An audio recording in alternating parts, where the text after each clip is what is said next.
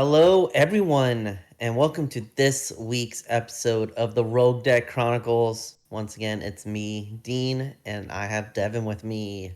Hey everybody, hope everyone's excited to go over the set that has been leaked for months.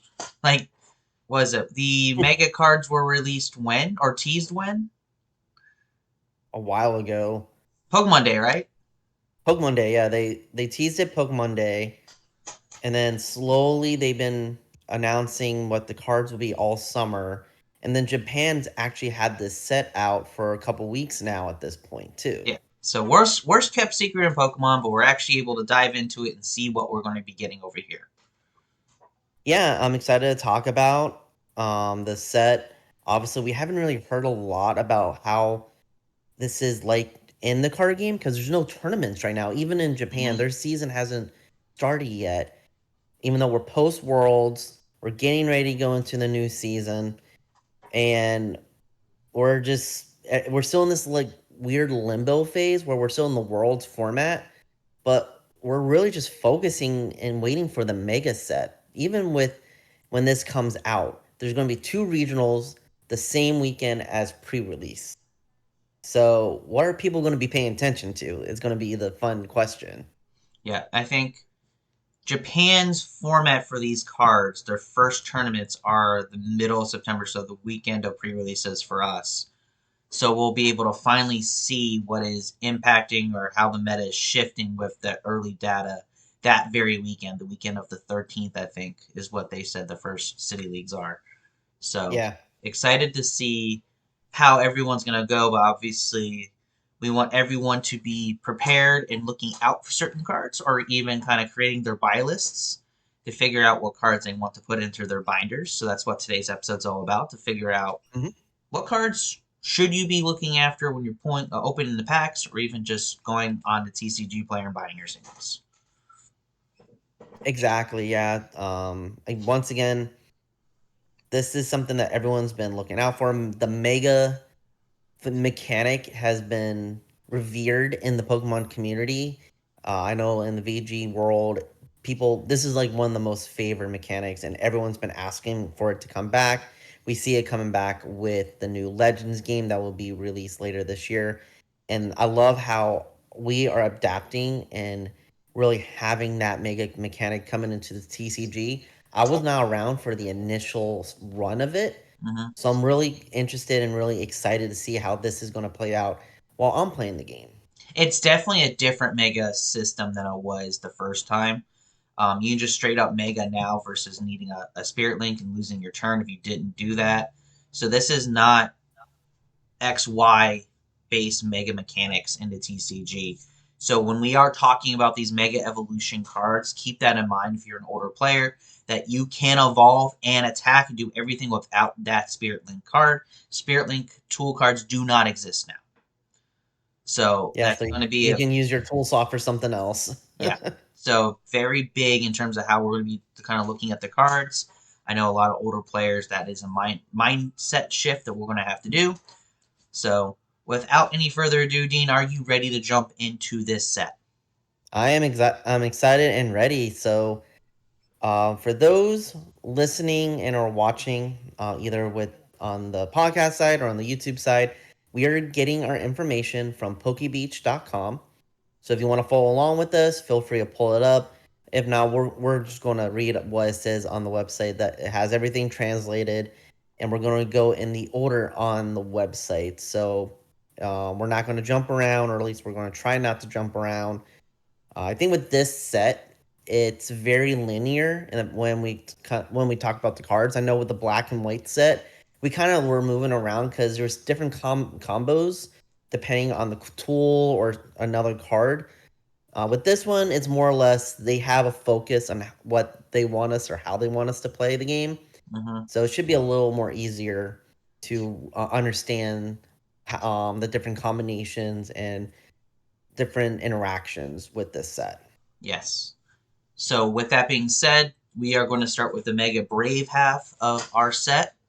And the first card I think we need to talk about, I don't know how impactful it's going to be, but I think it has an interesting future. in the TCG, which is the Mega Venusaur EX. Exactly. This is one of the face cards for the set. One of the first Mega Pokemon introduced with the set as well. It is a Stage 2 Grass type Pokemon with a gigantic 380 HP. 380 HP that gives up 3 prizes when it's KO'd. That is another change to the Mega mechanic. These are 3 prizers. So, So, welcome to the tag team era again. tag team era with more HP. So, Yeah. it's very interesting to see how that's going to go. But the Mega Venusaur is interesting because of its ability Solar Trans. So, as many times as you like during your turn, you may move a grass energy from one Pokemon to another. So, you can move energy freely on your board however you want as long as it's a basic grass energy. Now, it is important that it notifies it as a basic grass energy and not as a grass energy. Yeah, we've been seeing a lot of cards lately where it just says you can move like X energy around. Um, the one deck that comes to mind is Whole Armarouge with using the Armarouge to move fire energy around. But since it doesn't have the word basic in there, a lot of players are using Luminous or even Prism energy to classify it as the fire energy, moving it to non-fire Pokemon, and then it changes whatever it needs to for Mm-hmm. the attack that it wants. So Yeah. with this one, it's pure grass. It's a basic, so you can't use Prism, or you can't really use Prism on Mega Venusaur anyway. But like Luminous is not included in that. Legacy is not included in that. Um, Neo Upper is not included in that because it's not a basic grass energy as well. So it's really gearing into playing cards like Mega, where you get a bunch of energy on board, or even with another card in this set with the Meganium, where you can double your grass energy. So we'll talk about that in a little bit too. But yeah, this is definitely going to be an energy flood deck. And I know there's a lot of fun ways that people are trying to figure out how to make this deck work. But yeah, I'm excited. If anything, it's going to be a tanky boy. Yeah, and the one kind of combination I was looking into when I saw the Mega Venusaur is the first thing I did is, do we have Hyper Potion in the format? Unfortunately, we do not right now. So move all your energy off of Pokemon, Hyper Potion, don't have to worry about the energy discard cost, and then you basically get to heal a whole bunch of damage that was on your board for no back downside. Now Super Potion is in the format, and that's only 1 discard instead of 2, but the heal for 60 isn't as impactful as heal for 120.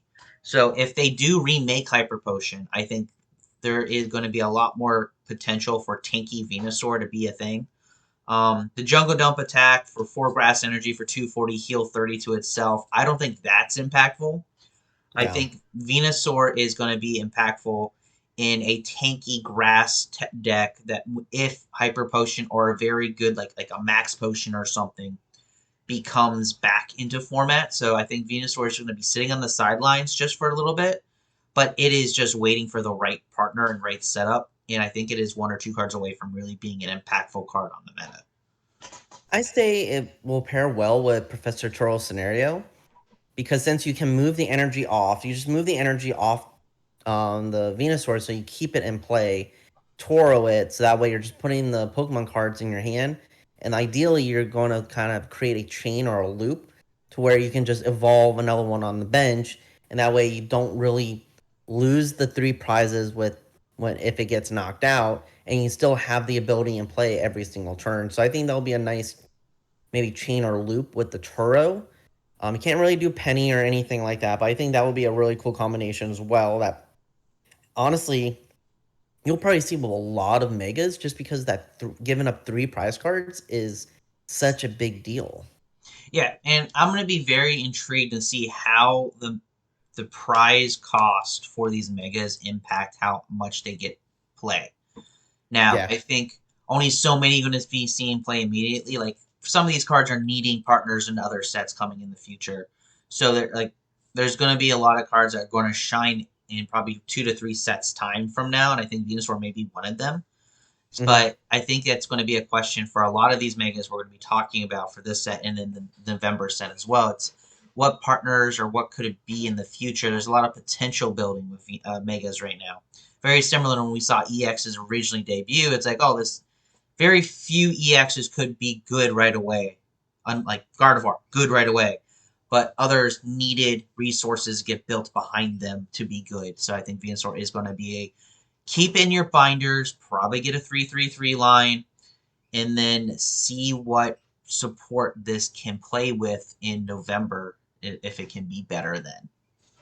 I wonder if it's going to get the Regidrago treatment, where Regidrago was out for a long time and it really didn't get good until what the last year of its life. 1/4 of its playability in standard. Mm-hmm. It's one of those, like you said, it's a card that got really, really good when it had the right partners. It's really good and expanded now, Oh, but it's annoying and it's expanded. so It's like the it's only deck people play. so it's going to be interesting. I think Venusaur has the ability to be really tanky. I think 380 is one of the higher HPs for all the megas that we've seen so far. So it'll be interesting to see how we can use this energy movement ability to just outlast your opponent instead of just out hitting your opponent. Yeah. So we'll move on to the next card. So for Mega Brave, I'm not really seeing any other grass type Pokemon. So if you're wanting to go to fire, we can do that, Devin. Yeah, absolutely. The next fire Pokemon that I mean, theme of the set, right? Megas, is the Mega Camera EX. I think Yeah. this is an interesting card because I can see some combinations for the immediate, but the card in the back of my mind when I'm looking at Mega Camera is a card that we saw as part of the closing ceremonies at World Championships just a couple weeks ago.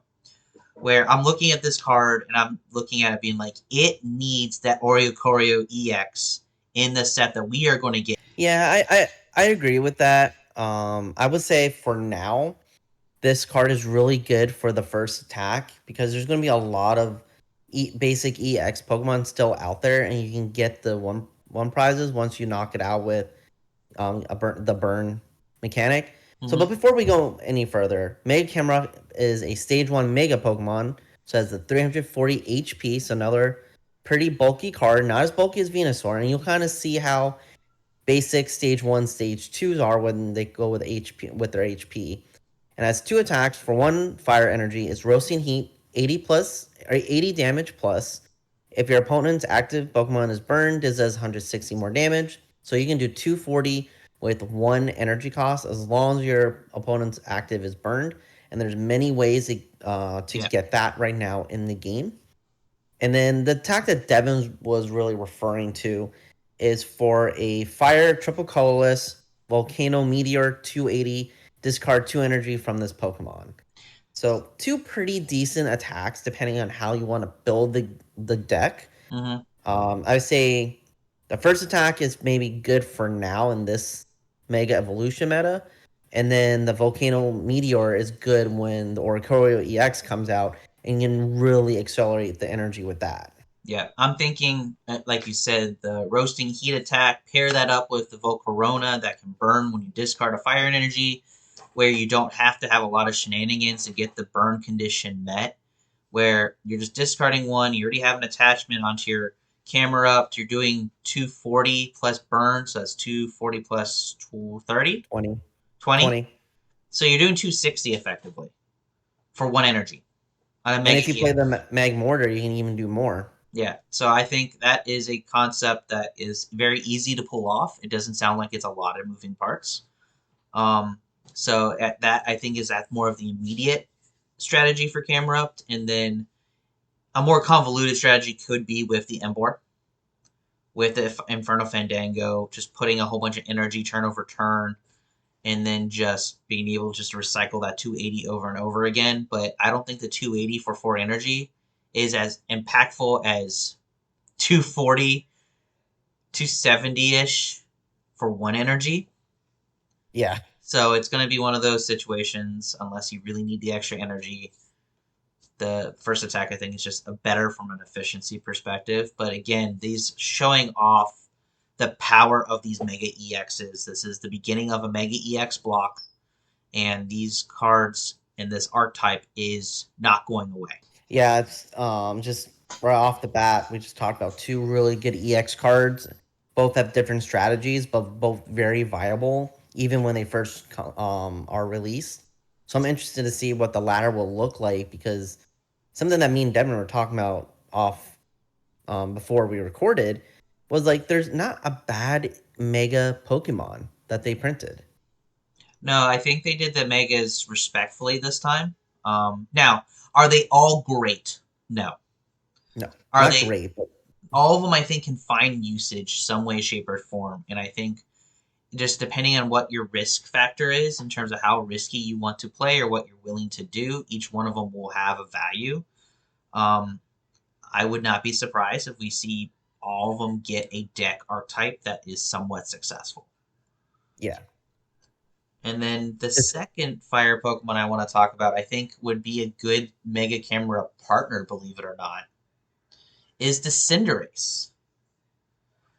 And yeah, this one's pretty interesting, especially with that ability. So Devin, why don't you read what the ability does? Because this kind of changes how we set up and create a deck around this. absolutely. So the Cinderace is a Stage 2 fire Pokemon, but has the ability Explosiveness, probably going to be retranslated when we get it in the West. But it says if this Pokemon's in your opening hand, you may put it face down as your active. So as long as it's in your first 7 cards when you're doing setup, it could be your active, but only your active. Very similar to Snorlax Doll in the current meta pool. But what this card reminds me of the most is actually a card from the XY block in the Steam Siege meta. There was a Talonflame that was a Stage 2, very similar to the Cinderace. So if it was in your opening hand, you may put it in as your active and only in your active spot. So it was a Stage 2. They didn't need to have any of the evolution pieces too. It was in your active spot, and it had a cardless attack, very much to the Cinderace, where that Talonflame was search your deck for 2 cards, put it in your hand. That was what the Talonflame did, and it was paired up with Greninja Break, and was able to set up the Greninja lines very efficiently. Well, this Mhm. Cinderace has an attack called Turbo Flare. For a single colorless energy, it does 50 damage, nothing to scoff at. But you may search Mm. your deck for 3 basic energy cards and attach them to your bench any way you like. You can attach those energies, like obviously in this case we would say this paired with Mega Camera Up would be fire energy, but you can put this in a deck that runs a whole bunch of different energy types for like maybe a dragon partner or for a Pokemon and archetypes that need a lot of energy to kind of get accelerated, like I don't know, Iron Hands, or it could be a weird partner for Raging Bull. Like there's a whole bunch of different ways that you can really just accelerate awkward energy costs very quickly with the Cinderace. And then when you're set up, you get to retreat for free. Did we mention that it's a free retreater? Like Oh no, not yet. how busted can this card be? So it's a 160 HP Pokemon that can lead your game. Does 50 damage for a single energy, and then you accelerate three energy from your deck to your bench. This can shape a lot of different archetypes, make a lot of different cards that had awkward attack costs be quicker and be more viable in the meta going. Yeah, and then the fact that like if you go second, this is a great setup card. It's a free, like you said, free retreat. You get energy on board. 50 damage is actually a pretty decent amount, especially in the early game. You can pair this up with other cards to increase that damage and get a cheeky KO and still get your board set up. 160 HP is you're not going to get knocked out easily. So this is a nice stage 2. Um, yeah, it's a nice stage 2 card, and it's also good in GLC. Mm-hmm. I can see this being played in the GLC deck. Yes, it's going to be harder to really get this set up in GLC just because you're a singleton format. But there's pretty good If you draw it, reboots. if you draw it without using the evolutionary line, it just becomes Ultra Ball fodder, regardless of what format you're doing. Yeah, so you have that. So I think this is a very good all round card for whatever format you're in. Is it the best card? No, but I think it has really good value. It's if you're it's a good all round card in general. So I'm excited to see how this is played, especially in GLC. GLC is kind of big at my shop right now, and Fire is one of those decks that hasn't got a lot going for it. So maybe this is one of the cards that it needs to really bring up to the next level. Potentially. I mean, I would not be surprised. I was kind of, when I saw this card, the first thing it was, this sounds familiar, and I saw the Talonflame. I would not be surprised if some decks get reworked to use Cinderace as the beginning of its engine. I was playing around with a deck kind of concept where I was kind of retooling Raging Bolt a little bit, because I think this as your lead, if you run a 4 of this in your deck instead of maybe the knockdown engine with the Fan Rotom and the Ditto and different things like that, where you can just cut out some of those cards and you can just accelerate your energy maybe a little more aggressively. Maybe, I don't know, I'm still kind of playing around to see where it could be its best home or even what archetype it could best assist. I don't see this being an archetype by itself, but I can definitely see it be a brand new tool that can turbo accelerate a deck better than what its current engine is doing. Yeah, absolutely. So that's it for the fire Pokemon for Mega Brave. And there's really not much for water Pokemon in the Mega Brave set. You mean But I do. the one water Pokemon in this half of the set?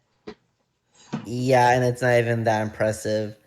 But I think we do need to talk about a water Pokemon that is not on either set. This was already released in Japan, Mm-hmm. and it was confirmed that we're getting it in this set. So it is the Psyduck with that damp ability where it prevents Pokemon that can KO itself. So obviously, a lot of people are thinking of the Dusknoir and Dusclops in Dragapult archetypes. It prevents the Fortress EX from popping off its ability. It prevents the Magneton from popping off its ability, which don't see as much play. But it's a very interesting counter card to a strategy to help set up numbers in a very, very popular archetype. Yeah, Dragapult Dusknoir has become the better way to play Dragapult right now. So with this being released, I don't think it's gonna make the deck worse, but it is definitely gonna be a way people to play around with how they build and how they play decks like Dragapult, Gardevoir, or Charizard that play a heavy Dusknoir line. Because at any time, someone can play that Psyduck, and you have to take care of that Psyduck to be able to do what you need to do.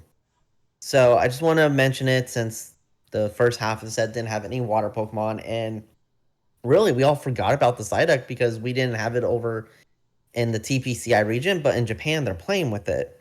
Mm-hmm. And it didn't really make a big impact in Japan, but it's still there, it's still around, and this is something to look out for. It is going to be part of the blister packs, so you can just automatically get it. You don't even have to pull it. You can just buy a blister pack and be one of the cards in the front, and you can have it.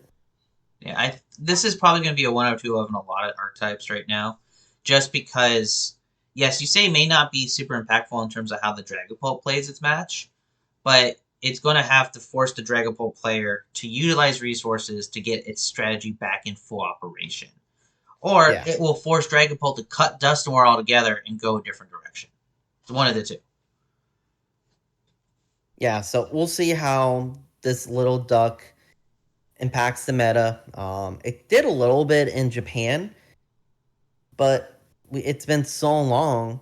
People forgot about this card. I forgot about this card because if you go through the website, it's not on here because it was a gym promo. So we'll see how that card's utilized. And yeah, I'm actually excited for it because I hate the Dusknoir line in there. I know it takes skill to play it and play around it, but sometimes I play decks that are very linear, very aggro, and it screws up my whole entire strategy. Yeah. And it turns on different mechanics, right? It's a beautiful mechanic that a lot of players can utilize. And then, again, it's the game of chess, right? You're going to do this mechanic, so I'm going to counter your counter. So that's what Yeah. Psyduck can do. So the next card that I want to talk about actually would be the next mega card in the list. It is the poster boy of this set that we saw in Pokemon Day, Mega Lucario EX. Mm-hmm. So Mega Lucario is a Stage 1 Fighting Mega EX Pokemon with 340 HP. It has 2 attacks. The first one is Aura Jab for 1 Fighting Energy, does 130. Attach up to 3 basic Fighting Energy from your discard pile to your bench Pokemon any way you like. And the second attack is Mega Brave. It's 2 Fighting Energy, 270. During your next turn, you can't use Mega Brave. So it's a standard, can't use this attack that does a whole bunch of damage. So it's going to be a retreat centric for a card as well. I think on paper, this card sounds fantastic. But the reality of what we're living in right now is that it's not going to see play because Gardevoir is too popular of a deck. Yeah, the 270 just isn't hitting hard enough. There's not a lot of like fighting weak Pokemon to really worry about. Like, yeah, you have Fez, but you're knocking that out regardless. Um, Gardevoir but is yeah, knocking you out with a lot less effort, and they're taking more prizes than you are taking from them. yeah. But I will say there is a item card that's coming out in this set that does make Mega Lucario a little better with the attack, and we'll talk about that once we get to that card. But yeah, if you're comparing the two poster Pokemon, this is definitely the more weaker of the two. Um, Granted, being 1 fighting and 2 fighting energy, that's not hard to really pull off, especially with the Aura Jab attack and the effect that it has. So it's not a hard deck to really get set up, but as you mentioned, there's decks that just do it better and do it more efficiently and quicker. Well, not even do Um, better. There's a Gardevoir EX, ignoring the Mega that we're going to talk about as part of today's episode. Gardevoir EX one shots this thing for 170 damage. yeah, That's the problem. You're going to be hitting. You only have to hit 170. You're taking 3 prizes, and if you return the KO back to Gardevoir EX, you only get 2 prizes back. So it loses the prize trade to the arguably the most popular deck in the meta right now. If Psychic wasn't so strong, this would be probably one of the best EXs in the set. But it's yeah, walking into a very Psychic centric format to where it's probably going to have to sit in the sidelines until Gardevoir settles down a little bit. And the problem is Mega Gardevoir is not bad either. So there has to be a way to overcome this psychic weakness in order for it to really be its best potential. yeah. So we'll see how that goes. But it's a good card nonetheless. Like you said, Psychic is just too prevalent right now. Um, but once Gardevoir goes away, maybe we can see Lucario get in the spotlight. And you never know. Like, there's players out there that are way smarter than both Devin and I that may find a way to make this deck work. But I don't think Fighting has the resources that Psychic does. No, and just the type chart is not in its favor, at least for now. Um, what's the next card you want to talk about, Dean? Actually, this one seems interesting that I didn't really pay attention to before until we started talking about Lucario. It's another fighting type Pokemon. It's a stage 2 and it's Garganackle. So it has the Power Salt ability. Attacks used by your fighting type Pokemon do 30 more damage. 30 more damage to the active Pokemon. So that actually helps with the 270-ness of the Lucario. It seems like this ability does stack. It doesn't say it's only limited to Mm-hmm. one ability. So with having one Garganackle doing, and then having Lucario, and then having maybe 1 or 2 of the item cards that we're going to talk about later on, I think we could do a one shot on a Mega EX and get the 3 prize cards and get into the prize trade. The attack, hammer in 130. That's not really that big of a deal. But I can see this being a good partner for Lucario, being a good partner for Mamoswine, Mm-hmm. because that is a very good stage 2 type deck as well. I can see this being a partner for anything that needs a evolution to do more damage because we are adding damage. We're adding a modifier to the attack. So I can see this being a decent card. If anything, another good GLC card. Um, Not really an expert in the fighting GLC decks, but 30 damage is a lot in GLC, so I can see this doing fitting relatively nice in GLC decks as well. Yeah, when I saw the ability, first thing I thought of actually was that Mamoswine EX deck, where the Mamoswine wants stage twos. It's going to get its Anthem plus 30, so you put the stage two in play, and the stage two gives you 30 more damage. There is a bulkier Mamoswine build right now that has the chest plate item card or tool card where it takes less damage, so you can. The Mamoswine can do these Terra stage twos, these mega level damage with this Garganackle, and it can just accelerate itself. So I think Mamoswine may see some more resilience potentially. I see what you're saying with the Mega Lucario, and I think if Mega Lucario is fast enough, it might just out turbo the meta potentially in terms of just taking prize cards quicker. Because weakness doesn't matter if you're taking prize cards quicker than your opponent. So Yeah, because you just need more modifiers, I say, for Lucario, because 270 is it's a lot, but now we're talking about 380, 370, 340 HP. 270 isn't cutting it anymore.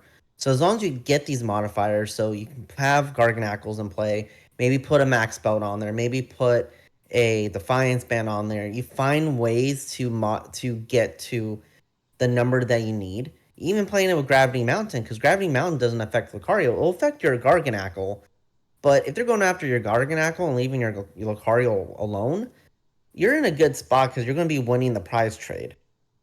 So it's just being creative and being able to find either ways to modify your attack or modify your defense.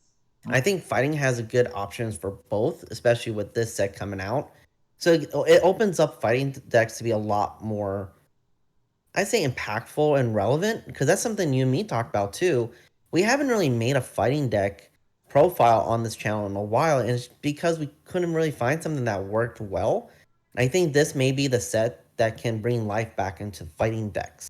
yeah, absolutely. Alrighty, and then so the first card I want to talk about for the Darkness Pokemon is the Mega Absol EX. So Mega Absol is a 280 HP basic Pokemon with 2 attacks. The first attack is for Darkness Colorless, and it's called Doom Period, but we'll probably get the renaming of it when it comes to English. And it says if your opponent Pokemon has exactly 6 damage counters on it, then it's knocked out.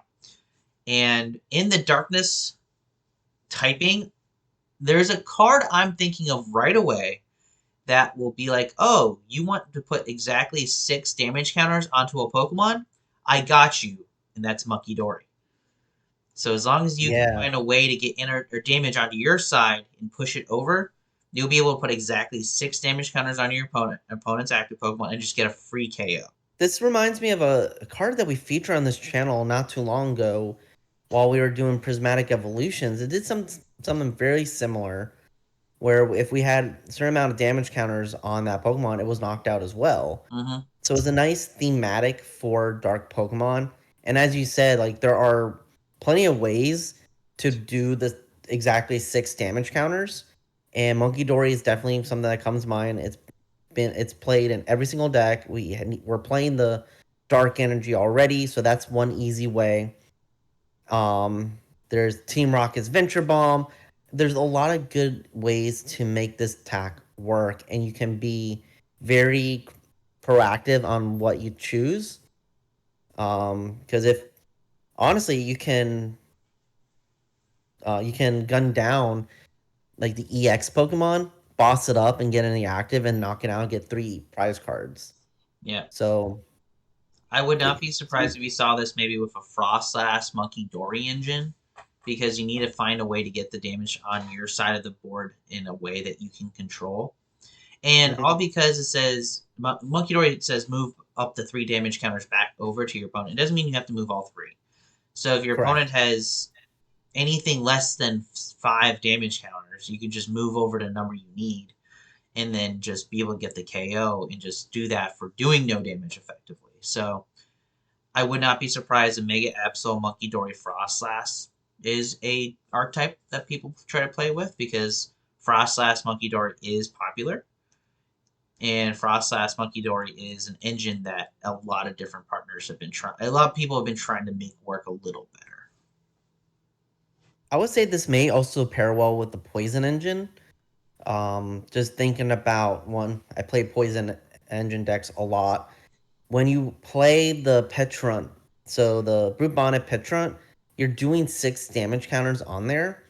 So you're forcing your opponent to either get knocked out in the early game with another turn of poison, or you're making them retreat to the bench, keeping the 6 damage counters on there, and then you're already set up for maybe an easy prize. And you didn't need to use Monkey Dory. You didn't have to do anything other than just get poison set up. So that could be another easy combo with the Mega Absol as well. I think the Monkey Dory is probably a more efficient way of doing it. But yeah, if you're looking for creativity and playing with different mechanics, that is a route to go with as well. All right, what Pokemon do you want to talk about next, Dean?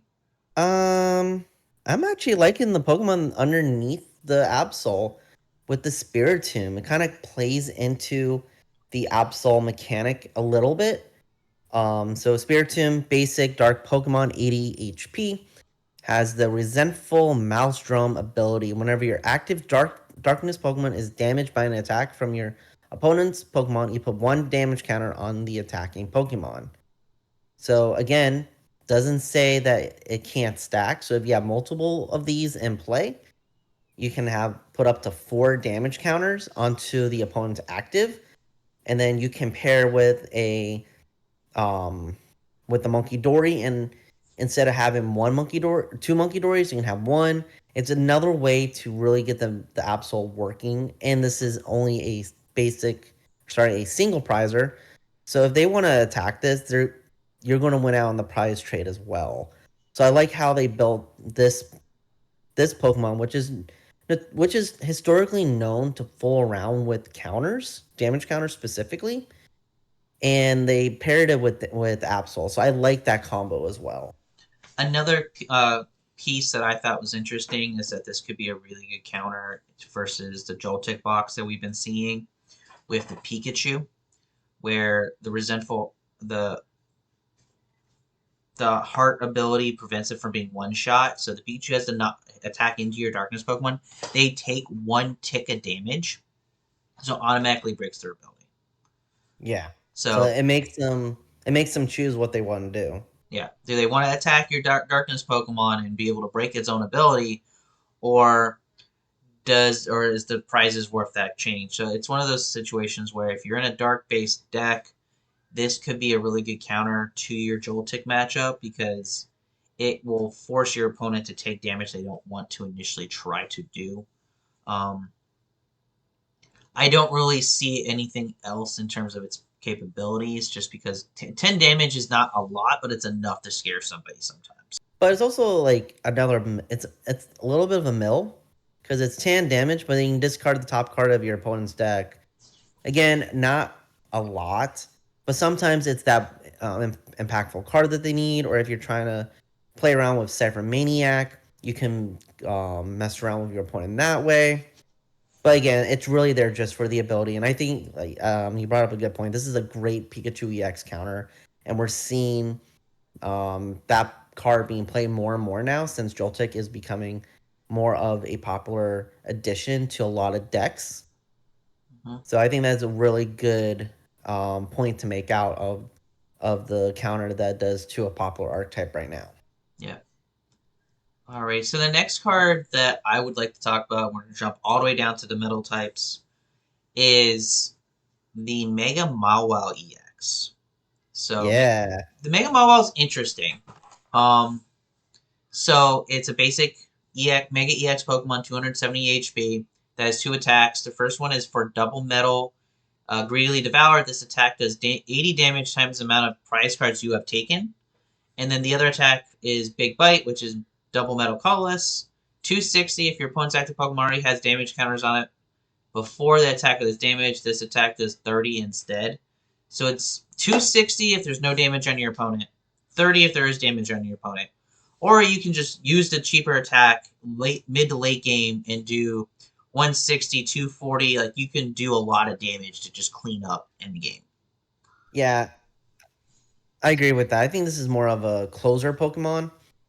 Um, 2 metal on it though is very difficult to pull off in this format. If it was like metal colorless, I can see it being paired with another deck like the a Joltik box per se, because it already plays the metal energy in there. So you just have to find ways to get the second metal energy onto this card, so you can either energy switch to it, manual attach twice. Crispin won't really work on this. I think Poppy is still around, so you can maybe use Poppy as a way to move energy to it. But it is bulky, 270 HP as a basic Pokemon. Not impossible to one shot though. So that's one of my big gripes with this card, is that if you start with this, 270 is fairly easy to hit early on in the game, and then you just lose 3 prizes right away. Mm-hmm. No, I think it's definitely a card that you bring out mid to late game. Once you take at least 3 prizes, then it's doing serious damage for minimal attack value. Um, I think being metal is actually probably one of the worst typings you can be in the game right now, because we're seeing how much love fire is getting with the set in November. We're seeing how much fire it has support now. Being resistant to grass isn't the best resistance, because grass just isn't there yet. So it's one of those situations where it's a decent typing, but it could be a little better. But it's definitely a card that, if you do run multiple metal energies, this could be a very good closer in the right circumstances. Exactly, yeah. Once, because like you said, once you get 4 prizes, you're doing 320. 5 prizes is 400. That's one shotting anything. So this is, I would say, this is definitely a closer card. But other than that, there's a lot of, I wouldn't necessarily say flaws, but it's definitely a unique niche card, and you have to play around with it super carefully. I'm good with going to talking about some of the trainer cards in this set. If you're okay with that, Devin. Yeah, absolutely. I think this set is, overall, I think the trainers of this set is the most impactful trainer group that we've had in a very long time. I agree. There's a lot of good cards. Um, as you probably noticed, we didn't really talk about a lot of Pokemon in this set. They're very focusing on the EXs, but the trainers kind of make up for it. There's a lot of meta defining trainers, and I know there's a couple that people are already talking about. Mm-hmm. Um, For sure. First one we're going to talk about. Not a lot of people are really mentioning it a lot. I like it just because of the specialty I play, but it is Iron Defender. During your opponent's next turn, all your metal Pokemon take 30 less damage from attacks from your opponent's Pokemon. For me, um, I like playing a metal deck, and you can also stack this as well. Mm-hmm. So if you need to have that turn where you need to be really tanky and and if you can survive, you have the game. You can play multiple of these, and they do stack. It doesn't say you can't stack it. So you can Actually, it survive tells the you you can hit, play and as then many items in your turn as you can. So it definitely encourages you to play more than one in a turn. yeah. It's just a lot of people think like, oh, I just need to play one, I'm fine. I'm like, no, sometimes you need to survive. So if you need to play all 4 and take 120 less damage, play full Metal Lab, take another 30 less damage, and do whatever you need to do. Like that's one thing I love about Metal. It's super bulky, and this goes well into the Metal GLC decks as well. Take another 30 less damage, and it's to all your Metal Pokemon, including Pokemon come out during that turn. Yeah. So I think this will be a very good, a staple card in metal decks whenever we see metal decks. Mm-hmm. um, but yeah, it's something that not a lot of people are talking about, just because metal isn't the strongest type right now. Yeah. And then on the opposite side, instead of just reducing damage, we have the Premium Power Pro item that will increase damage for your fighting type Pokemon. So once your turn, attacks used by your fighting Pokemon do 30 more damage. This was a card that was shown off during Pokemon Day alongside Mega Lucario. Um, This 30 modifier for fighting is not uncommon. We see that modifier for fighting all the time. We've seen it was a strong energy in the past. We've seen it with Yancey's abilities in the past. So this being a item that we can play whenever we have a 4 of in the deck, I would be very surprised if we do not run a 4 of in a fighting deck. It can fix your math for certain turns for sure. And it's just one of those that sounds like this is going to be a staple in any fighting deck going forward. Exactly. I know this is a card that a lot of Garchomp players are waiting for, just because it does bring the extra oomph that it was missing for the attacks. And I think while we're talking about fighting type Pokemon and cards that it needs, I think the next card, the Fighting Gong, is perfect as well because what that does is search your deck for a basic fighting Pokemon or fighting energy, reveal it, and put it in your hand. So if you're missing that one piece to attack, Fighting Gong is there to help you out for those decks. Yeah, it's a very good opening. Fighting base, like it's almost like a Hilda, but for fighting Pokemon and fighting energy in the form of a trainer. Very reminiscent to the Karina supporter from way back when. So there's a lot of similarities, and not surprising that we get a Mega Lucario card and we get a lot of fighting support for it in the same set. So fighting is going to get the resources it needs to be strong. It just needs to navigate to the rest of this metagame that it's going to be positioning itself in. I think all this support is great, but you're going to have to make very conscious decisions if you're walking into a meta right now with fighting. Yeah, one card I think will really benefit from this is Cornerstone Ogerpon. Because it's just this basic fighting Pokemon. It Mm-hmm. doesn't specify an HP or anything like that. So if you're playing a stall deck, this is an easy way to get that card out. Granted, you could just play Terra Orb, but this opens up a lot more possibilities for your fighting decks. I think this is also another good inclusion for Mamoswine, just because you can either get that energy or you can get another card out to get your board set up if you whip the trolley. So yeah, as you said, fighting's getting a lot of good support with this set, and we're probably going to see an uptick in those type of decks starting in September. Mm-hmm.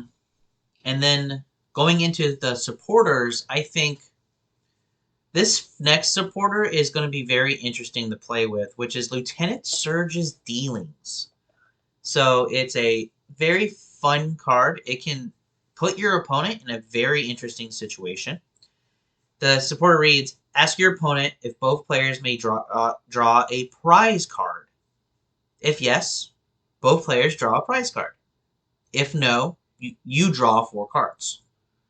So it can be used late game if you need just a small little burst draw where if you have 1 or 2 prizes left and your opponent does not want to get you into a position where you can get yourself into a game situation, they're going to basically say, no, you can draw 4. But early game, you can just, everyone just be 1 less prize. So Mm-hmm. it's not triggering cards like Counter Catcher or Counter Game because unless you're already behind on prizes, you're not giving your opponent a prize without you gaining something. But I think this is going to be a very interesting late game card because unless your opponent is going to say yes, you're getting a +4 out of this. Yeah, So it's going to be, it doesn't lose value late into the game like some other supporters do. But I don't know if I'm going to see, I would see more than a 1 or 2 of in decks, but I definitely see it having value in some decks. I say 1 or 2 oven decks is very generous. I would say I will see this 1 or 2 times a month. I don't think a lot of people are playing this, but it is a fun card. If you're looking for that fun, goofy mechanic, this reminds me of I think Dan, where you can play rock paper scissors with your opponent. So a way to interact with the person you're playing against, and really both are a plus for you. You're either getting a prize card, which gives you closer to a win condition, or you're getting 4 prizes and you're getting closer to stuff that you need to knock out a Pokemon or to win the game or whatever you may need for that turn. So I think this is a very fun card. Um, I may just put this in my decks for just to see how people do with it. It actually reminds me of Commander because I play that with my friends sometime, and there's a lot of politicking involved in Commander, and I feel like this is like a basic version of politics. So I think that would be really cool to see at the Hmm. table. So the next card I want to talk about is a card that a lot of people are having some discourse with on the Twitter, on online, and it's Lily's Determination. It reads: Shuffle your hand into your deck, then draw 6 cards. If you have 6 prize cards remaining, draw 8. So it's a great opening card to have if you don't have anything playable. You can just shuffle and draw 8 cards, and hopefully through that you have something that you can really interact and really get your board set up. If not, you're just drawing 6 cards. I mean, it's Cynthia, but better. Where your minimum draw, refreshing your hand, drawing 6, will also not discarding. And in the beginning of the game, you're drawing 8. It's Cynthia, but better. And this is going to be a staple draw support in decks going forward for at least the next 2 years. Yeah, I heard there's talks of like losing Iono, losing um research, and we need more staples as we kind of move away from the old ones. We'll get new, and I think Lily's Determination is going to be that new staple as we're going into a new set, or like new block set. Mega Evolution is really going to be introducing a lot of new ways of playing the game, and this is just one of those ways. Hmm. I can see this card replacing Professor's Research in lists because the draw discarding hand draw 7 is only good in certain archetypes. Discarding your hand is just doesn't feel great in the current kind of meta pool, but the draw 6 or draw 8 I think is good enough regardless when it is in the game. I don't see this as a replacement for Iono because Iono is more of a disruption card than it is a draw card for you. So I could see this running instead of research with your Iono counts not changing because sometimes you just want to Iono your opponent down the 1 or 2 cards, regardless of how Yeah, that impacts you. But there's going to be times where you need a Lily Determination for 6 brand new cards, but you don't want to lose your resources. So yeah, it's going to be one of those situations where I think this is going to be an upgrade to research, and it's basically Cynthia but better. exactly. And the last card for the Mega Brave set is Dangerous Ruins, which is a stadium. Whenever either player puts a non-darkness basic Pokemon onto their bench, put 2 damage counters on that Pokemon. So this goes with that Mega Absol as well. So again, darkness Pokemon are getting a lot of support in this set. Yeah, and then also it helps set up other pieces as well, where again, if you have this in play, you break the Pikachu's ability, you put 2 damage counters on any basic non-darkness Pokemon. So just having them have 20 less HP is enough to fix math in most situations, which is great. The problem is this is a more of a passive stadium than an active stadium because your opponent can bump the stadium before they decide to put cards down. So Yeah, unless you are running a strategy where you want to put damage onto your own Pokemon, this is going to be a card that unless your opponent just straight out doesn't run stadiums, they will probably be able to get a way around this before it really impacts them severely. I agree with that. It's we've seen cards like this before, like Calamitous Mountain, um, that it's basically the same thing, but for water type Pokemon, and we never see it play. Mm, So we'll see how and if people decide to play this, especially with that Absol. But I think going the Monkey Dory, the Frostlass route is a little more consistent versus relying on the stadium to get that damage onto the board. mm-hmm. Yeah. So that's it for the Mega Brave section. So we go into Mega Symphonia, and to remind the listeners and the watchers, in Japan they do 2 sets, and when we get them over in the TPCI regions, we get all those sets into one. So that's where we get the Mega Brave and Mega Symphonia, because in Japan, these are two completely different sets that you have to buy completely different packs for. It's kind of actually really close to the black and white that we just went through. So if you're used to getting the black and white cards, this is what Japan has to deal with every single release period. But they also get sets much more frequently than we do. So we have to Yeah, wait about once every 3 months and once a quarter. They get a new set pretty much every month. yeah, that is true. So with that, we're going to start with the grass Pokemon again. And this is one that we mentioned in the beginning of the set review, and it's the Meganium. I know, Devin, why don't you tell the listeners and the watchers about this, because you're really excited about this card. Yeah, I mean, Meganium is an interesting card because it reminds me of a lot of two different types of cards, one in Pock, one in Magic. It is energy doubling. So Meganium is a stage 2 grass Pokemon, 160 HP, that has the ability Wild Growth. Each basic grass energy attached to your Pokemon provide 2 grass energy instead of the number 1. But it can only be applied once. So you cannot apply multiple Wild Growths at the same time. So energy doubling is super powerful in all forms of trading card game, not just in Pokemon. Pocket has that ability with the Superior from Mythical Island. Magic the Gathering has Energy Doubler, legitimately called Energy Doubling, and it's one of the most expensive cards you can get. So being able to double the amount of energy in play makes expensive attacks easier to do, and then also makes energy flood decks just even that more powerful. So a partner that I'm thinking of with this deck is Hydrapple EX, where it does 30 times the amount of energy in play. So you don't have to have nearly as many energy to still hit the numbers you were, and then you can also break your damage ceiling that deck kind of was hitting at. Yes, it is a double stage 2 archetype, but that has not slowed down a lot of different archetypes in this format. So I'm interested to see how high that ceiling can be for Hydrapple EX, because it's always just been missing something, and hopefully this Meganium could be that something. Yeah, if you're used to the Venusaur with Jungle Totem, Mm-hmm. this is Venusaur with Jungle Totem, just in a different skin.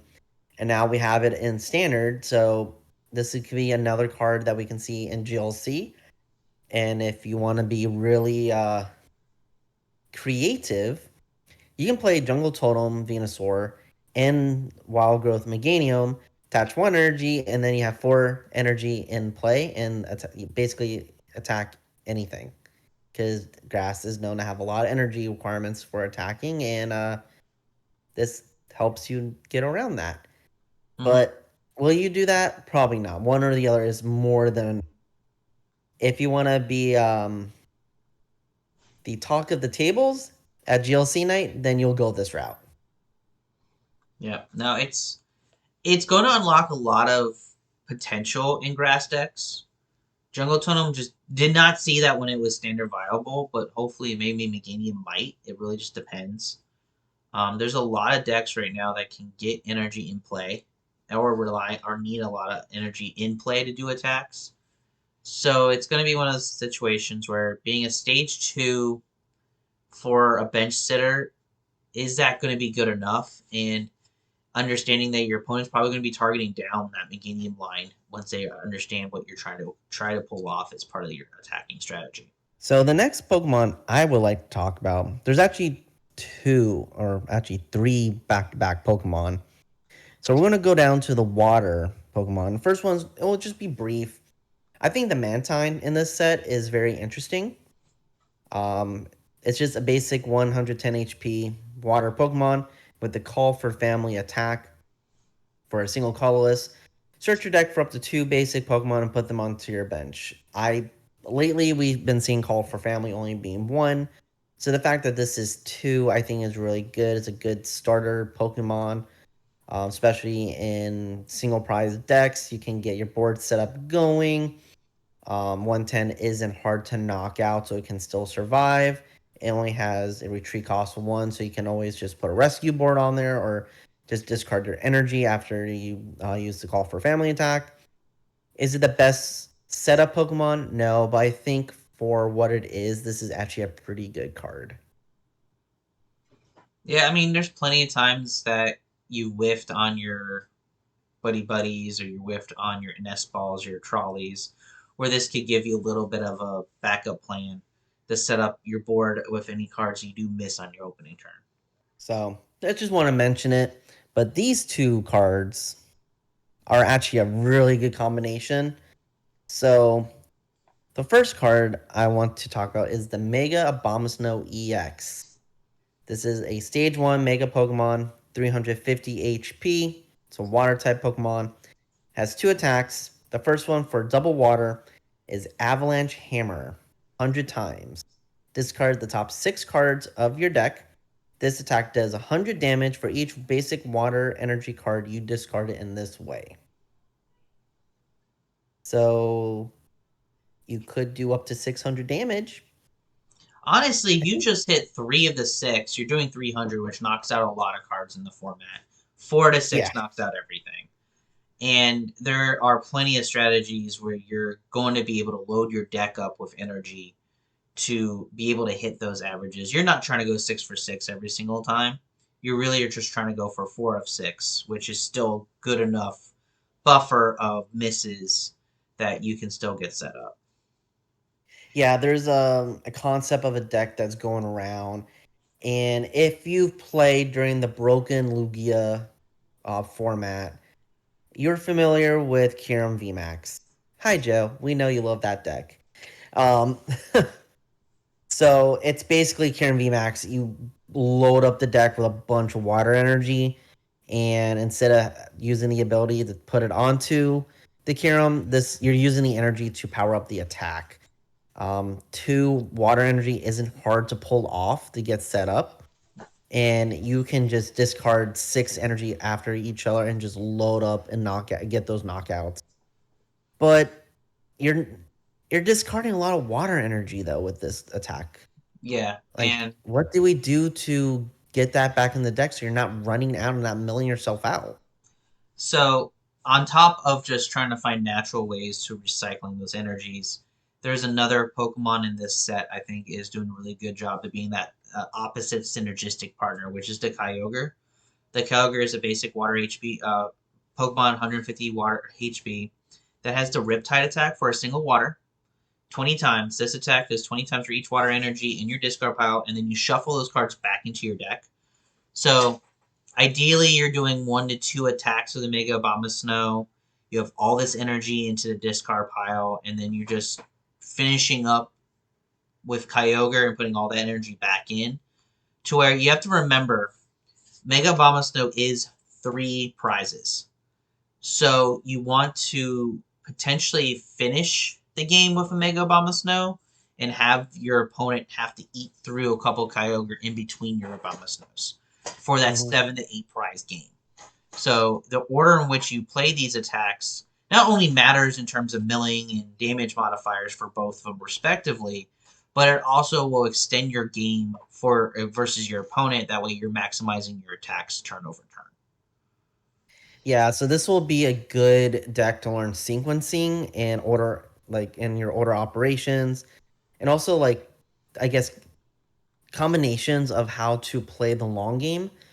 It reminds me of when Arceus Duraludon was a deck, again during the Broken Lugia format, where you had to play the 8 prize game instead of the 6 prize game because we had VMAXs back then. So this is another one of those decks where you can learn how to do that and really not just get 2 prizes and you're out of the, or get knocked out twice and you're out of the game.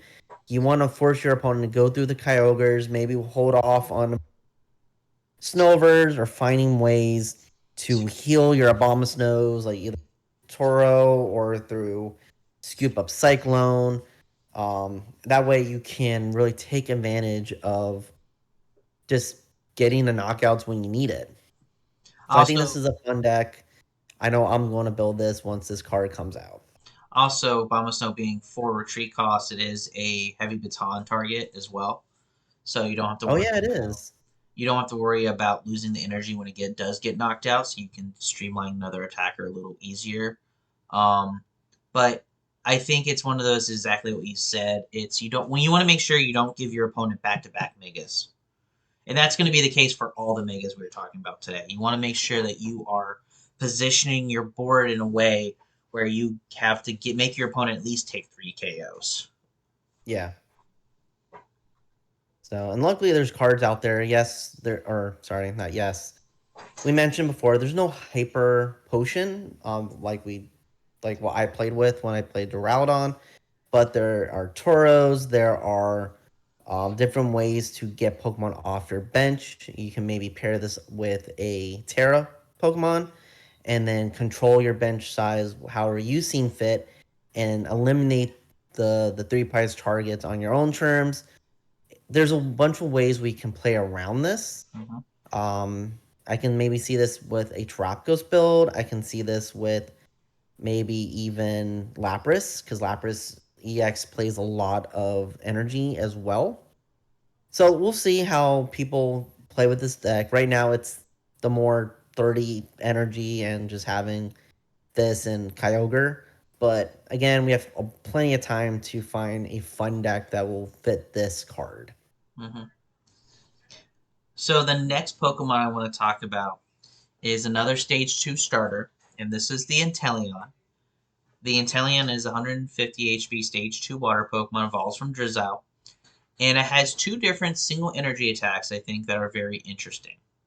So the first one is Bring Down. The Pokemon in play with the least amount of HP, except for this Pokemon, is knocked out.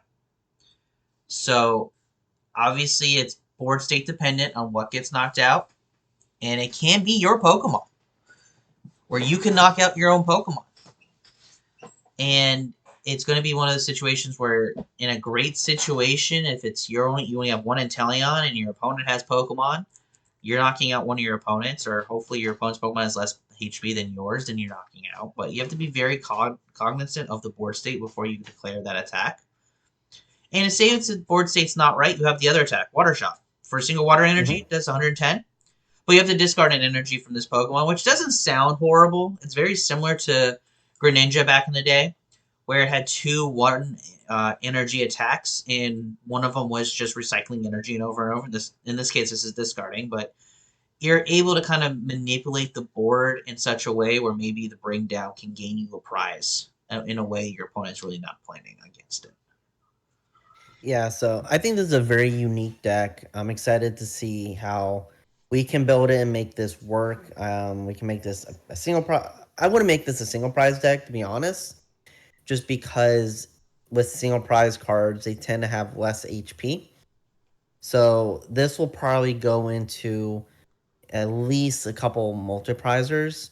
So you'll have probably Squawk, Fez, maybe a couple Water EX on there, just so you're not giving up the prize on your side. You're forcing your opponent to get the prize by sending up damage in other ways. So it's going to be a very, I will say this is our chess deck out of any deck we built because our attack can hurt us instead of help us. Potentially, yeah. So you just want to make sure that you're setting up your board state in a way that bring down is going to be giving you the most benefit as possible. Exactly. So the next Pokemon that I want to talk about is something that a lot of people have brought up, and it has the opportunity to be one of the best decks in the format, like right off the gate, and it's the Mega Manectric EX. So it's a stage 1 electric Pokemon, 330 HP. It has two attacks. For a lightning, flash ray, 120 damage. During your opponent's next turn, prevent all damage done to this Pokemon by attacks from basic. So this is your Raging Bolt counter. Nothing in Raging Bolt can attack you except for Noctowl. And if they're doing that, they're not in a good spot. And then has another attack for 3 lightning energy. Riot Blaster, 200 plus damage. You may discard all energy attached to this Pokemon. If you do, this does 130 more damage. So you're doing 330 damage for just 3 lightning energy. Yeah, you're discarding it, but this is another Mega that has free retreat. retreat, pair it with eels, get your energy back on, find a way to either get back into the active, or you'll just have, or just set up another Mega Manectric and just repeat the process over and over again. Yeah, it's very similar to the original Mega Manectric. Flashlight Ray was very powerful back in the day, and it's going to be powerful now. It's going to be a situation where if you do the Flash Ray to set up damage for the next turn, you're forcing your opponent, if they are running a basic only deck like Raging Bolt, where they have to get rid of that Mega Manectric in the active in order to do something that turn. So it's going to be good. I think, like you said, pairing it with eels, pairing it with other free retreaters, it's going to be easy where you can just keep on switching back and forth and being able to just stream attacks and then be able to heal and just kind of be a little bit of a nuisance for your opponent in order for them to try to get those prizes from you.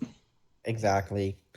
And honestly, I think the free retreat is really good because, okay, they attack into you. Well, you get that, bring up a fresh one. Maybe that's when you do your churro or you manipulate your board and get that out of play. It's it's going to be a little more easy to it's going to be more easy to get these Pokemon out of play versus the Abomasnow, which had 4 retreat costs. So that's why I'm like, I think this is going to be a very strong card off the gate. Granted, we said that with Miraidon with Black and White, and we didn't really see much play with it. Mm-hmm. We saw Joltik do well, but nothing else. So we'll wait and see how Mega Manectric is. Is definitely a fan favorite. This is one of the cards that a lot of people are talking about, so I'm interested to see this basically run and take over the ladder when it comes out on that Thursday. But it is going to be a fun card for sure. Yeah. The next Pokemon line that I want to talk about is actually the Abracadabra Alakazam line, mostly because of the Kadabra and Alakazam. Both of them with Psychic Draw. When you play this Pokemon Evolve, you for the Kadabra draw 2. For the Alakazam, you draw 3. And then when you get up to an Alakazam, you get to attack for a single Psychic Energy, and you do 2 damage counters to your opponent's active Pokemon for each card in your hand. So if you can get a really big hand, you can just put 140, 300 damage, depending on how big you get your hand. Yes, there is hand disruption, so you have to be able to try to just load your hand up quickly. But for a single Psychic Energy, that's not bad. No, I'm actually coming up with a deck centered around this concept. I think this pairs really well with the Tinkaton EX, which basically has the same effect. Where the bigger hand you have, the more damage you do. It does require 2 energy to attack, but you can pair this with the Xatu with Clairvoyant Scent and get that powered up that way, and that also draws cards. I can see this being paired off with the Dunsparce and using the Wrenching Energy as your ace spec and just keep drawing over and over again, and that's how you get your big hand that way. You'll just have to you just have to play a lot of draw support, but also be careful about not milling yourself out. Again, Judge and Iono are going to be cards in the format, but if you play if you play the Clairvoyant Sense, if you play the Dunsparce, if you play the Abracadabra, Alakazam, getting even just like 10, 15 cards isn't impossible. We see that all the time with Godango, and I don't think they have that much draw support. It's just, granted, their attackers are the draw support, but they find ways to get more with it. So you may pair this with maybe Cypher Maniac to make sure you get the cards you need to draw, stuff like that. You have to be creative how you build the deck. But I think this is a really fun concept, and you can easily get around the setbacks of Iono and Judge.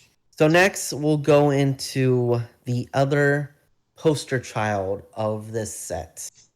The one, the only, Mega Gardevoir EX. So this was one of the other cards revealed to us alongside Lucario. It is a Stage 2 Psychic Pokemon, 360 HP, with 2 attacks, both being only a single Psychic Energy. Overflowing Wishes. For each of your bench Pokemon, search your deck for a basic psychic energy card and attach it to that Pokemon, then shuffle your deck.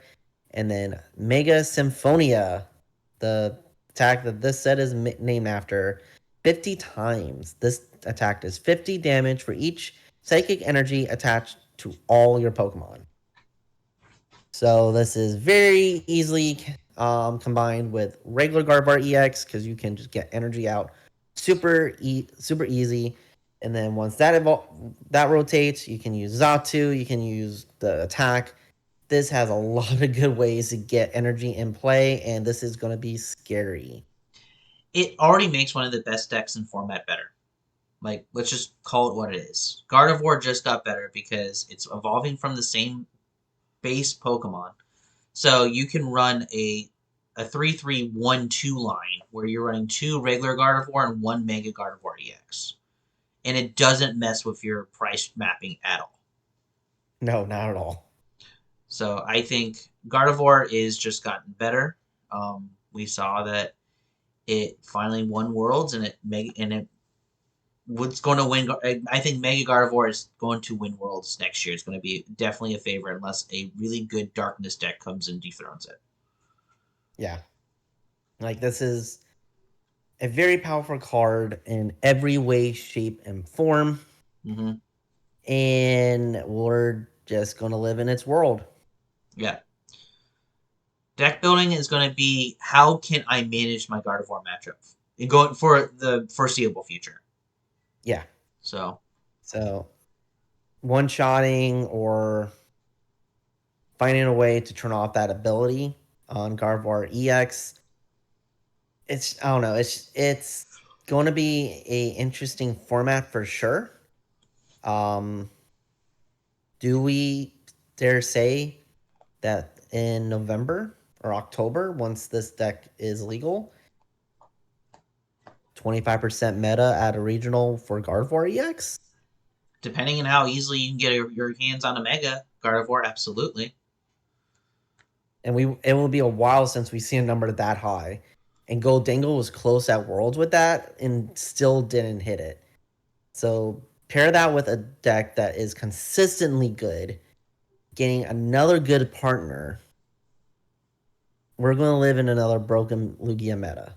And I played during that, and it was interesting. Yeah. So we're saying we're being doom and gloom about how good this card is. Don't get us wrong. We're not saying that this is the only deck you should be playing. We are saying that this is a deck that you have to strategize in your mindset when you are picking a deck. This isn't you ignore this matchup and hope you don't hit it, because you are going to hit it. So definitely be aware of what it can be. So Darkness can hit into it for weakness. So Darkness decks may see an increase in the next month or so. Who knows? With that being said, when I played in Charlotte, and that was time where Gardevoir and Zard were the best decks in the format, I didn't hit a single one. So it is possible not to hit the most popular deck in the room. I did it May day 2 and it only hit Charizard in day 2. And that was only one deck, and it was like 18% of the meta. So if you're going to a regional, that's going to say you're not going to hit a card or you are going to hit a deck. But when you make your decision, when you make your decks, this is the deck to think about. And I think that kind of brings up the point of playing a rogue deck. Like, yes, we're playing rogue, we're playing decks that no one's considering, but we also have to consider what we maybe go against, because the deck can only function if we can play the game. And if Gardevoir is going to be this powerful and we're not going to play the game, what's the point of playing a deck in the tournament? So that's all we're trying to say. The next card I want to bring up is, and this is going to sound weird, I think this is the worst Mega we've seen so far. And I think it has a very high ceiling.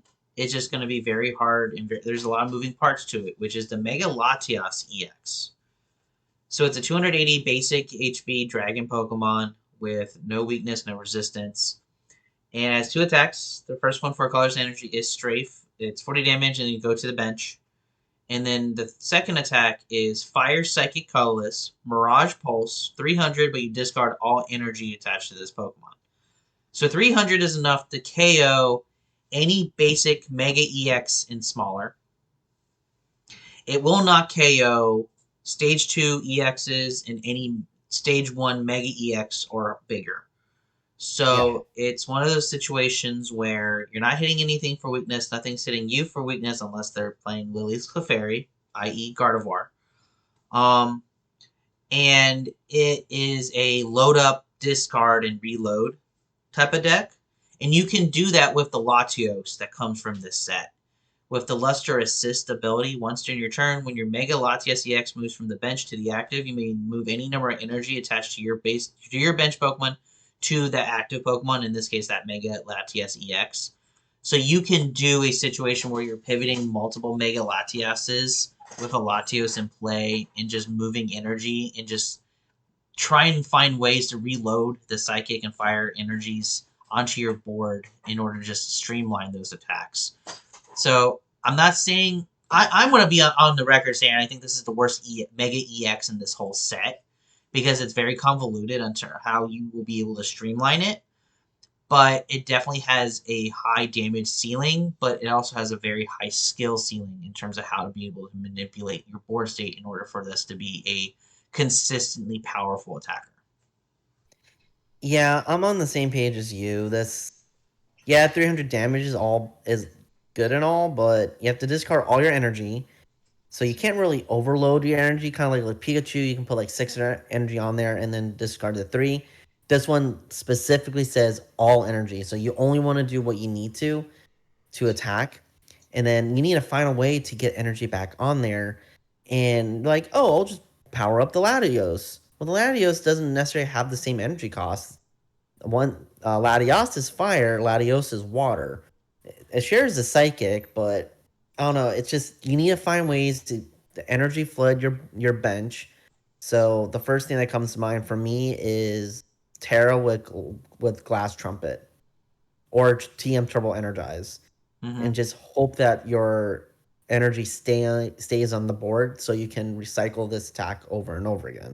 But we'll see how it is. But going from one Mega Pokemon to another, I think let's talk about Mega Kangaskhan.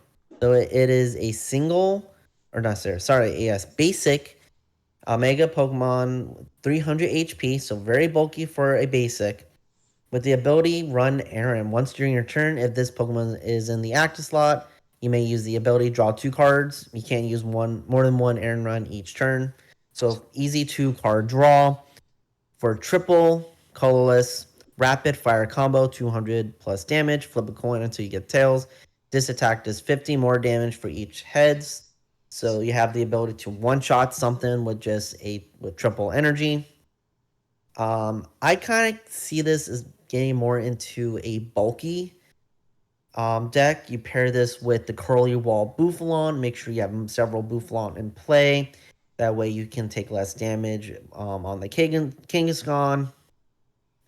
Maybe play a Hero's Cape or some sort of other modifier. But I don't know. It seems okay. I think it's just one step above Mega Latios, in my opinion. I think if it was an evolution Pokemon instead of a basic Pokemon, it would have a lot more options. But because it's a basic Pokemon, you're really stuck to maybe getting this into a TM Turbo Energized deck with another Pokemon. Just you're setting up your Mega Kangaskhan turn 2 attacking and hoping for some lucky flips here and there. Getting one heads to 250 knocks out a lot of the meta. So just one heads, so your first flip being a heads, it's a 50-50. So it's one of those situations where you don't have to hope for a high flipping count, but you do need to flip coins, and that's honestly that's one thing that a lot of players do not like is that variability. It's like if you have to do damage, you want consistent damage. You don't want variable damage. Exactly, yeah. Because I think you hit it right there. Was it is just missing something. If it was just an evolution, you can use ignition energy. If it was like another typing, you can accelerate in different way. If it was one less retreat cost, you can play with air balloon. It's just all around missing just like one thing to make it really good. Not saying it isn't impossible to play with this card, Mm-hmm. but the other megas are just more inherently easier to kind of create a deck around. This one will take some thinking and fooling around with for Yeah. sure. Alrighty. So with that, we'll jump into the trainer cards for this half of the set. And the trainer cards here are really, really good. The first one is Suspicious Clock. It's an item card. Do you evolve one of your evolved psychic Pokemon and return any number of evolution cards on it to your hand? That Pokemon can evolve for the rest of this turn. So you could de-evolve a Mega Gardevoir all the way down to a Ralts and then just be able to save it for maybe prize mapping. You can de-evolve any of your other psychic Pokemon. Now, granted, if they get KO'd from damage, they get KO'd for damage, but sometimes maybe if you have a damaged Mega Gardevoir, you de-evolve that all the way down to a Ralts and you give them one prize is better than giving them three. So, Yeah. and then you can use those evolution cards that you just pull it back into your hand and evolve another piece of it on your board. So it could be a very creative way of kind of rerouting your prize mapping for your opponent while also keeping the pressure of having multi-prizers onto your board. I think another line that this would be beneficial for is that Alakazam line, since you are drawing with it, so you don't necessarily have to attack with that line, but it can just be your draw engine. Use Suspicious Clock, de-evolve all the way down to your Abra, and you can start the process all over again. So I see that as another possibility as well. So the next trainer we want to talk about is Mega Signal. Search your deck for one Mega Evolution EX, reveal it, and put it in your hand. It is the card to look for your Mega Pokemon. Super simple, super straightforward, and it's probably going to be a 1 or 2 of in a lot of the Mega decks. It's probably going to be a 3 or 4 of depending on the set. It's easy Mega Search. It's Terra Orb for Terras. It's non-discarding Ultra Ball. If you are a Mega deck, you're running more than a 1 or 2 of that card. Now, if you're running Megas as a secondary piece, yes, a 1 or 2 of, but it's going to be if you're running Mega Focus, you're going to be running 3 to 4 of those. Yeah, I can. So definitely get your playset of these for sure, because we're just gaining more Mega Pokemon. So Order is Acerolla's Mischief. You can use this card only if your opponent has 2 or fewer prizes remaining, so this is a late game supporter. Choose one of your Pokemon in play. During your opponent's next turn, prevent all damage from and effects of attacks done to that Pokemon from your opponent's Pokemon EX. So you give your Pokemon of your choice immunity to from your opponent's EX Pokemon. Effects and damage of. So that could be the card that you need to kind of just save yourself if you only have one card in play and it's like, all right, I'm playing against Dragapult.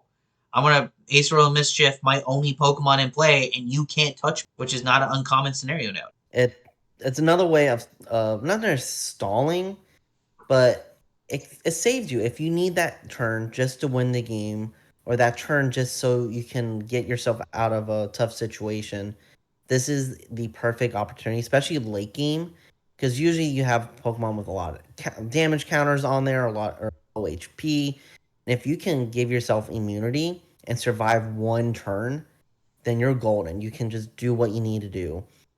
But this is only from attacks, so it does not prevent Monkey Dory Adrenabrain stuff. It does not prevent abilities or other Pokemon. It does not if they can still attack you with single prize Pokemon. So it's just definitely see what is on the board and what's in play, and this can be a card that may help you, or this could be something that won't be beneficial. It just you have to play it by ear for sure. And then the next supporter from this half of the set is Wally's Compassion. Heal all damage from one of your Mega Evolution Pokemon. If you do, put all energy attached to that Pokemon back into your hand. So I think we found the partner for Venusaur. Potentially. I mean, it's the partner to a lot of prize mapping Mega decks. So a lot of the Mega Pokemon we talked about are lower on the energy count and energy requirements. So like the Mega Abomasnow is only 2 energy. The Mega Lucario is 1 to 2 energy. The Gardevoir is 1 energy. There's a lot of low energy needing a deck at Mega decks that Wally's gonna love. You just pop it up. Okay, you're taking 1 or 2 energy in your hand. You use that, evolve another part of the line on your bench, and you get to have energy in your hand to keep on going. It doesn't sound as bad as you think it is, because if it was discard your energy, it would be kind of a, oh, okay, you're healing, you're preventing damage, and then you're going. Or no, this is heal, not cycle up. Sorry, this is healing. But still, putting energy in your hand is not a bad thing, Mm-mm. especially for low energy. So it's one of those situations. I was thinking of more like an Acerola play, but he just getting rid of damage is still getting rid of damage. And we don't really have a lot of healing cards right now. So the fact that we have a supporter is really good. Mm-hmm. So I'm excited to see how we compare this with the Mega decks for sure. Yeah. And then, But good. I'm gonna say if you're ready, we can go into the slew of stadiums, and all Yeah. of these stadiums are pretty busted. Yeah, and I'm honestly going to be very intrigued on if Pokemon reacts to the first datum we talk about, which is Lush Forest, which I think this is a Forest of Giant Plants with the nerf it needed all along. Even So then, is the nerf? We'll read the card, but is that nerf enough? I think if we don't get another Vileplume, let's put it that way. Yeah. So Lush Forest is a stadium. Each player's grass Pokemon can evolve into another grass Pokemon during the turn they play those Pokemon. Players can't evolve a Pokemon during their first turn, so you can't do this turn 1. It has to be at least turn 2. And I think this is where you can get your Meganiums up really quickly. You can get your Venusaurs up really quickly. You can get your Hydrapple EXs up really quickly. Like, it's going to be a situation where you can use this to set up your board very quickly, and then it's active. Like, it happens on your turn, and if it gets bumped, cool, you did what you needed with it. So Mm-hmm. again, I hope that we don't see a Vileplume card, so some form of grass disruption abilities where you're not able to play the game. So as of right now, I think it's safe, but I do not foresee a future where Pokemon's not going to forget that this card interacts with another card, and it could turn into a very toxic combination in the future. I can see this card being banned in GLC off the gate. Oh, for sure it will. For Because sure it will. Forest of Giant Plants is already banned, and Vileplume is a GLC card. So even though it's the first, you can't play your first term, it can be so toxic right away. But we'll see what they do with this card. They may let it give it some time to shine because grass isn't the strongest in GLC, Mm-hmm. but it's also not the weakest. Yeah. So we'll see. But going from the lush forest, I think it's time to go and hit some waves with Surfing Beach. Once during each player's turn, that player may switch their active water Pokemon with their bench water Pokemon. So easy pivot for the Mega Bombshell maybe, because that does have a Mm-hmm. 4 energy retreat. Really, this is good for any hefty water Pokemon out there. You can just switch back and forth without having like an air balloon or a switch card. You just play the stadium and you can get going. This is really good for Palafin EX. This is Yes. something that we were talking about at my locals. I think Palafin's going to make a resurgence just because of the stadium. And then there's also another water card in this set that wants you to switch, which is the Clawitzer. We skipped over it because it's really honestly not super impactful, but it is designed for this card. And what the Clawitzer says, I'm getting to it, is the ability is reverse and reload. Once you're in your turn, when this Pokemon goes from your active to the bench, you may use this ability, attach 2 basic water energies from your hand to this Pokemon. And his attack is 210 to discard all energy from this Pokemon for 3 water energy. So the Surfing Beach allows you to trigger that Clawitzer to reload that Clawitzer for another turn. Yeah, so I think this card will definitely see a lot of play. I think it'll help Water make that resurgence that it's been looking for. We haven't seen a decent water deck since Pal, and this kind of brings life into those archetypes again. Mm-hmm. And then the last card we're going to talk about today is Mystery Garden. Once during each player's turn, that player may discard one energy card from their hand. If they do, they get to draw until they have as many cards in hand as they have psychic Pokemon in play. So obviously this is for the Gardevoir archetypes, or any other really psychic-based archetypes. But Gardevoir, this is definitely designed with Gardevoir in mind. So discarding an energy just to draw until you have 6 cards in hand is not a bad trade-off. No, not at all. I can see this playing with the Alakazam as well. I hope get your hand size to the number that it needs to be. Yeah, you're discarding the psychic energy, but there's plenty of ways to get energy back into your hand or even just into your deck. So I wouldn't be worried about that. But yeah, all the stadiums are really good. They're going to see some play and make day 2 in one way, shape, or form, in my opinion. So we'll see how that will turn out. But we made it through. That Yeah, is the whole Mega Evolution set. yeah, it's a very, very impactful set. It's the beginning of a new block. It's the beginning of a new mechanic. So keep in mind from some of the stuff we talked about today, where we were really looking at not just the immediate impact, but also some of the long-term impact for some of these cards. And when we get the set in November with other Mega Pokemon, we saw some of the teases from the World Championship trailers. There's going to be more coming. So keep in mind using this block or this beginning of the block in terms of how you want to build your decks going forward. Now, with that being said, we still have to play decks in cups and challenges before these mega sets. And Dean has a very fun deck this week that if you want to bring to League Night or to a challenge, I think you'll have a blast with it. Yeah, so I was looking through and I wanted to see what were some cards that we haven't really been focusing on, people have been ignoring. And 2 cards caught my eye specifically. The first one was the Steelix from Paradox Rift, and it has an attack. It has an attack where it does 130 for a single metal energy, but you do 30 damage to all your Pokemon on your bench. So it's a little drawback with that attack.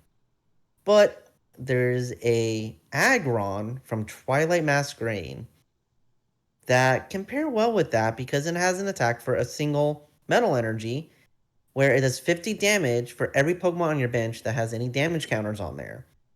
So you can use the Steelix to power up get your damage on the bench, and then go into the Aggron, and then you can hit hard with it. So I've been playing with a few builds of this. I've been playing a pure single prize build. I've tried out um a Terra build where you can expand your bench and hit really hard. Both versions of the deck have been super fun just because no one knows what these cards do, and it doesn't take much to power them up. I will say being a stage 1 and a stage 2 setup hurts a little bit, but we try to play ways to make the setup a little less painful. So we do play TM Evolution. We played some Hildas in here. We got rare candies. Because we're only needing 1 energy to attack, we have some good draw. We have Earthen Vessel to get our energies out. Because we are mostly a single prize deck, we play Brave Bangles in here to hit harder. You have Lana A to get your Pokemon and your energy back from your discard pile. This is just a fun deck. It's a cheap deck to make too, because all these are common and uncommons. The most expensive card will probably be your stage 2s. Even then, you're seeing them cheap nowadays. So this has been a fun deck to play around. I've been really liking playing single prize, and it also makes me play a metal type Pokemon, and those are my favorite decks to play, and we haven't really seen a lot of those. So the fact that I've been able to play Dangle one week, I'm playing this week, it's making me really enjoying the game again and really wanting to play these more off the wall decks. The last couple years I've been really grinding on the competitive scene. And now I just want to have fun again. I'm just playing these goofy decks. And this has been a really fun time trying out and making this deck work. So the deck list is going to be in the show notes in the description of the video. We will also have a deck profile showcase of it later in the week, so keep an eye out for the matches with Dean on the ladder with that. But it's one of those fun little synergistic pieces where, yes, it does kind of suck to damage your own bench, but then you can just flip that around and use that as a damage modifier. So this game in general has a lot of those fun synergies. You just have to always, sometimes you have to look about it and you have to kind of hunt them down. And I think this deck definitely shows the fact that they just were two cards printed in different sets that definitely were probably not intended to work together, but they definitely do. Yeah, I will say this isn't the best format to play this deck in, just because Monkey Dory is around. But if you can miss the Monkey Dories, you can take advantage of damaging your board. Um, I may fool around with even adding Monkey Dories on my list just to, excuse me, move the damage back onto my opponent. And again, taking advantage of damaging your own bench, not necessarily doing more damage, but like you can use this as a way to counter your damage to your opponent and increase your attack as well. So yeah, it's really fun to see these interesting interactions and mechanics that people don't tend to play around. And you try something new, they have no idea what they think that you're just hurting yourself, and then you show them the Aggron and you for 300 damage. Yeah. So it's fun. Again, I'm not really too worried about having the damage on my board just because you're a single prize deck for the most part. You want to get knocked out anyway, so it doesn't matter. You're low HP. So just take advantage of it, have fun. And yeah, we'll have the video of this in on the Friday that this video releases, and yeah, it'll be a fun little video to watch, something different, something that not everyone's talking about. Yeah, exactly. All right, Dean. So we went over a lot of cards today. We went over a Oh yeah. lot of different things, so things to look out for. And now it is time to get ready for those pre-releases. Now that we know what we want to pull and what we're looking for in the cards. So, Dean, is there anything you want to add with the set review today? No, I'm just excited to see how the megas add to the format. Adding 3 prizes is going to be an adjustment for sure. If you play during the tag team era, you understand what it means to lose 3 prizes. For a lot of our newer players, this is going to be a brand new experience. I actually remember going to a pre-release with you, Devin. Mm-hmm. It was you, me, and your wife, and we went to a pre-release, and someone won the whole tournament by just making a deck with Luke Metal and 39 energy. Yeah, yeah. So I remember that, and that was a fun time. We talked to that dude, and I am excited to go to these pre-releases if I have time, and I'm interested to see what promo Pokemon they pick. And other than that, yeah, I'm ready to play in some tournaments with it. We will be doing a live stream with featuring some of these decks that me and Devin have talked about. I'm already in talks with Joe, with our sponsor, Box Boy Games, and we're creating some decks and creating a game plan for that day. And we're also creating a game plan for our special live stream because we did hit over 100 subscribers. So you're going to see us playing in another fun, friendly tournament with me and my buddies. And we're going to pick some decks that we feature on this channel. And we're just going to have a nice afternoon, evening playing Pokemon. So be on the watch for that date. As soon as we create a schedule, we'll let you all know.